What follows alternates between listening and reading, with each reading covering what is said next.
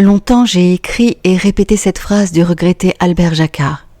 Nous sommes les liens que nous tissons avec les autres.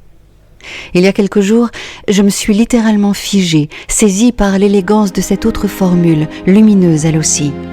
Chacun de nous est la vie des autres, du philosophe Emmanuel Coccia, qui sans aucunement invalider Jacquard, bien au contraire, l'éclaire d'un retournement de perspective.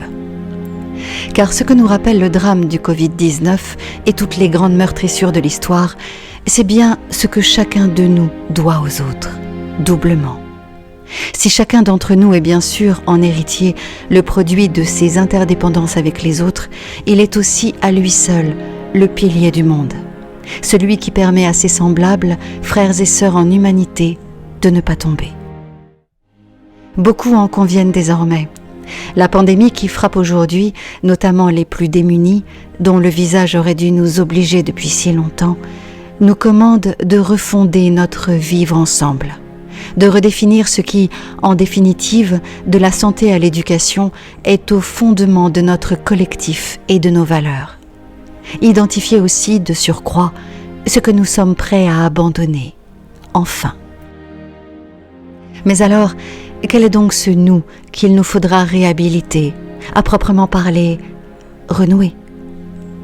Du nous participatif des citoyens, au nous de la démocratie représentative, au nous de tous ceux qui détiennent dans les champs économico-diplomatico-militaires et autres à travers le monde du pouvoir d'agir, ce nous est polymorphe, tiraillé, désorienté, souvent discrédité, admirable parfois. Agir donc, agir, le mot est lâché. Agir donc prévoir et anticiper.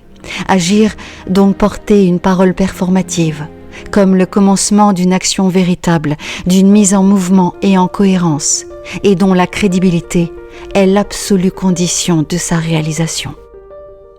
Agir, c'est aussi faire évoluer, casser parfois et reconstruire, réinvestir nos cadres et nos espaces mentaux, pour avoir ne serait-ce qu'une petite chance, rien qu'une petite chance, que l'après-crise ne soit pas que la pâle et vaine tentative de reconduction de l'avant-crise, dont l'échec apparaît sous tellement d'aspects, comme patent, tellement il a laissé nombre de nos semblables partout dans le monde, abandonnés au bord de la route, ou sur les trottoirs, ou dans des camps, ou au milieu des eaux entre deux terres, ou perdus, déclassés, méprisés, au cœur des villes et des territoires, en somme, abandonnés, en lisière de l'humanité.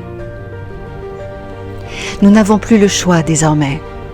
Sommes-nous suffisamment nombreux à en être convaincus ?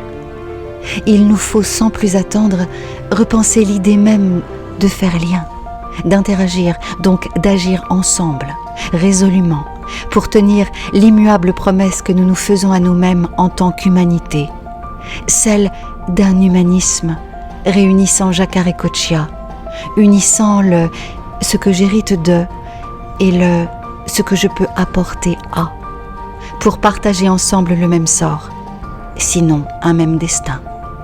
Pour y parvenir, il nous faudra assurément remettre l'idée de complexité au cœur de l'action et de la connaissance. Agir en complexité, c'est tisser ensemble, nous rappelle sans cesse Edgar Morin. Dépasser l'ancien sans le nier, faire émerger l'improbable, non pas en niant les contradictions ni en additionnant les contraires, mais en reliant les choses différemment, nous permettra de penser et d'avancer sans vaciller sur de nouvelles voies, préservant l'homme dans sa liberté et dans son humanisme. Mais alors, soyons conscients que seuls les courageux, les rebelles, les transgressifs, les centaures et tous ceux de cette trempe, tous ceux qui, en changeant de regard, franchiront les lignes, réelles ou imaginaires, sans avoir peur de l'autre, et tenteront d'autres manières de tisser les êtres et les choses, nous permettront de tenir debout.